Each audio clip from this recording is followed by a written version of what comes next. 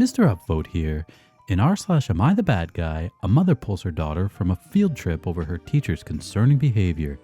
Another mom doesn't allow her son to give up his seat to an old lady on the bus, and a pregnant wife is thrown a surprise baby shower that ruins her friendships. If you're into Reddit drama, rub up on that subscribe button and give this video a like. Am I the bad guy for pulling my daughter from a water park trip because her teacher made her stay with a kid she doesn't like? My daughter Bryn, 9-year-old female, is going on a trip to a nearby water park with her class next week. She loves water and has been talking about it for months, so I was a bit thrown off when she came home crying a few days ago and told me she didn't want to go. I asked her why and she wouldn't tell me because she thought I'd think she's a bad person. When I finally coaxed it out of her, she said her teacher, Miss N, has forced her to be the buddy of her classmate, Ben, for the entirety of the trip. She was to ride the bus with Ben to and from the trip, eat lunch with him, and go on all the rides with him instead of spending time with her friends. She then said nobody likes Ben because he whines whenever they have to do work and picks his nose and wipes boogers everywhere. I was horrified. Not only because Miss N had made Bryn do such a thing, but also because she had made her believe she was a bad person for not wanting to. Unfortunately, this wasn't my first experience with Miss N, as she frequently used my soft-spoken, intelligent older daughter as a behavior buffer for the naughty boys until I threatened to report her to the superintendent. It's clear to me that Miss N is still too comfortable with enforcing archaic gender roles on her kids and forcing girls to do unpaid, emotional labor for the sake of the boys. I immediately sent Miss N an email condemning her actions. She sent me back an email with a bunch of BS that basically ended with, if Bryn goes on the trip, she has to be Ben's buddy. Fine. I informed her Bryn would not be attending then. I immediately booked VIP tickets the same day her class was going so she could still go to the park and see her friends. What happened next, I wasn't expecting. Bryn is quite popular, so I have gotten to know a lot of the moms in her class. When I let them know what Miss N did, some of them were so horrified that they also pulled their kids out of the trip. In total, 8 kids out of a class of 20 are either not going or going with us. Today, I got an email from Miss N saying that because almost half of the class isn't going, they either have to raise the cost for the other students or not go at all. She practically begged me to let Bryn go and tell the other parents to let their kids go, promising she wouldn't make Bryn do anything she didn't want to do. I told her she should have thought about that before she tried to make her daughter do her job. My husband said I was being a bit petty and that Miss N clearly feels bad about what she did, and I should let Bryn go as I've already gotten my way. He asked me if I really wanted to deprive children of what they've been waiting for all year. The thing is, if this wasn't Miss N's first offense, I probably would have agreed. But she has a pattern of this type of behavior, and hopefully this will put a stop to it. Plus, if she has to explain this to her superiors, I have receipts. Is my husband right, or am I justified? I can't see how OP is the bad guy here. According to OP, Bryn was the only student assigned a buddy on this trip. She was treated differently and unfairly than the other students.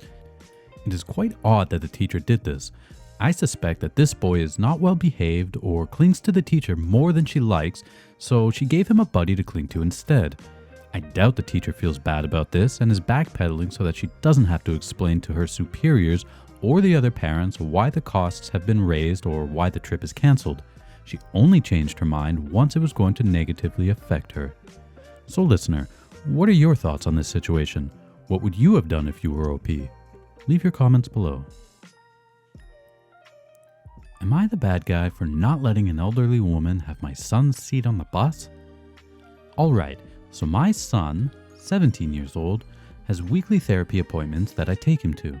Unfortunately, my husband let our daughter borrow his car and then had an emergency at work, so he had to use my car, so my son and I had to take the bus. It wasn't ideal, but I'd rather the bus than miss an appointment. While it isn't my place to share why he goes to therapy, I will say that he will often forget to eat. I usually make sure he's fed, but due to the mess in the morning, it slipped my mind. The bus wasn't too crowded, but all the seats were taken. My son wasn't doing too well, and I could tell he was feeling dizzy from hunger and the bus. So the second someone got off their seat, I sat him down. I then tried to find a chocolate bar I had in my bag. While this is happening, I noticed an elderly woman and her adult daughter standing beside us. I didn't pay much attention until the daughter tapped me on the shoulder. She asked if my son could move so that her elderly mother could have a seat. I felt really bad, I really did, but my son was not doing great and standing would make it harder. I had found the chocolate and he was eating it slowly, but if he stood up right then, I can assure you that he would have fainted. I apologized to her and explained that my son wasn't feeling well. She rolled her eyes at me and said that she saw him standing earlier and that he's a young, healthy teenage boy. He'll be fine. I apologized once again and told her that he wasn't feeling well and that if he was, then he himself would have offered her a seat. The daughter told me to look at her mother, and I admit, the poor woman looked really tired. But I couldn't. My son had started to lean against me, so I told the woman one last time that I was sorry and to ask someone else. I then heard them both whispering and calling me an entitled bitch. And when we got off the bus, a woman that got off with us said that a teenage boy can handle standing more than an elderly woman can, and that she hopes someone treats me like that when I'm her age. My son was so out of it, I don't think he even noticed or cared, but I can't get this off my mind. Am I the bad guy? A totally unrelated woman thought I was, along with the two. I wasn't sitting down and did not have a seat. You're not the bad guy, OP. You did what I would have done, and probably what any caring parent would have done. Your son's health and safety is your priority. If standing would put him at danger of fainting or falling, then you did the right thing. Why didn't the woman just ask someone else afterwards? Or why didn't anyone else offer their seats? Do you think OP is a bad guy here? Leave your comments below. Am I the bad guy for walking out of the baby shower my friends planned for me? I, 28-year-old female, am 7 months pregnant. My husband and I are ecstatic, but anxious.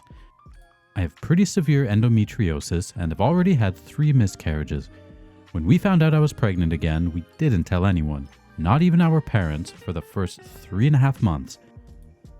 This is actually pretty standard for the Ashkenazi community, as it's traditional not to inform anyone but close family and friends until around 5 months. It's also traditional not to have a baby shower.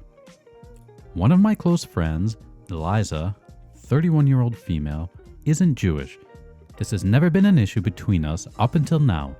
There were a few insensitive comments here and there, but she has always apologized afterwards. Recently though, she's been making more and more rude comments about my Judaism, especially since I told her I was going to be applying to rabbinical school after the baby was born.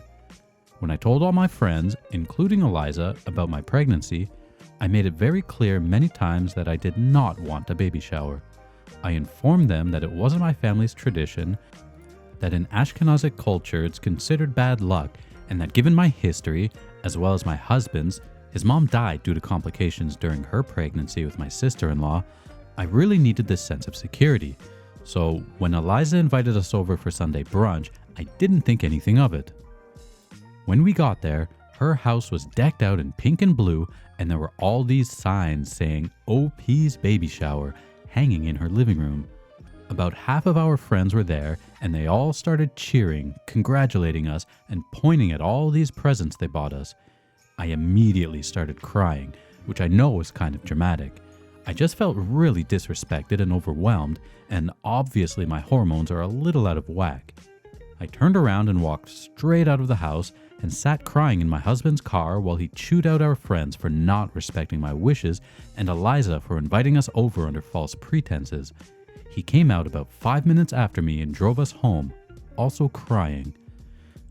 Eliza and the other friends at the baby shower have been texting me non-stop ever since, calling me ungrateful and overdramatic. Eliza in particular sent me walls of texts telling me that just because I'm Jewish doesn't mean I get to spit in the face of all she put together for me or decide how she wants to celebrate. But my husband is saying that I have every right to feel upset and that all of our friends, including Eliza, knew this wasn't something I wanted. I know that in American culture, baby showers are a fun way to help out new moms, but I'm already so stressed out about this pregnancy that relying on my family's traditions around pregnancy has been really comforting. My husband has also appreciated keeping to these traditions.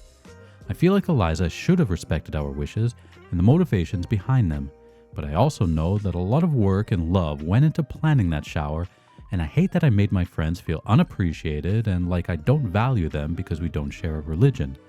So, am I the bad guy? OP, you are not the bad guy here. You repeatedly made it clear that you did not want a baby shower. The reasons were your own, so you don't even have to justify them. The fact that she made any comments about your religion tells me that she doesn't respect that part of your life. This is your culture and clearly an important part of your identity. If your friend can't respect that, then she doesn't deserve to be your friend. She put a lot of effort into the baby shower, so I can understand why you feel bad, but it's not like she didn't know how you felt.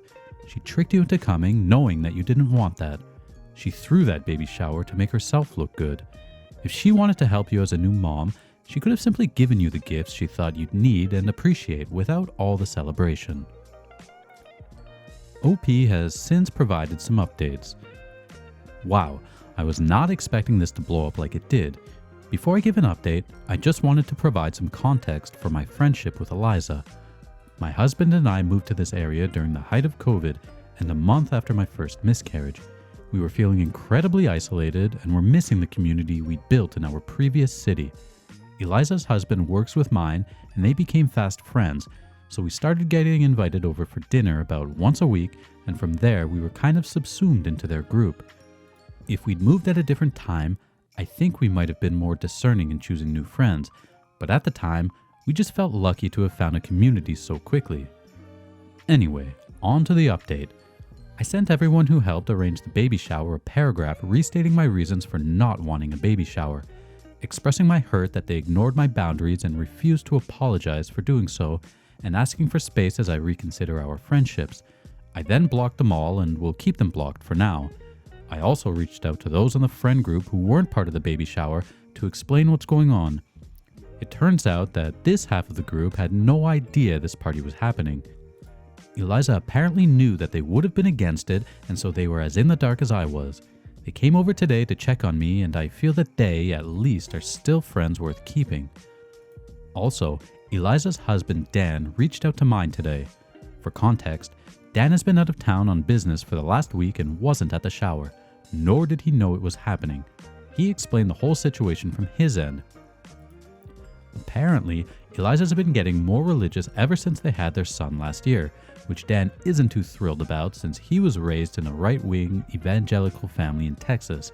Dan told my husband that Eliza's been obsessed with converting us. The baby shower was supposed to be the first step of convincing me to let go of the wrathful God of the OT and embrace the God of love. And that ever since I told Eliza I was considering becoming a rabbi, she's been planning out how to save me.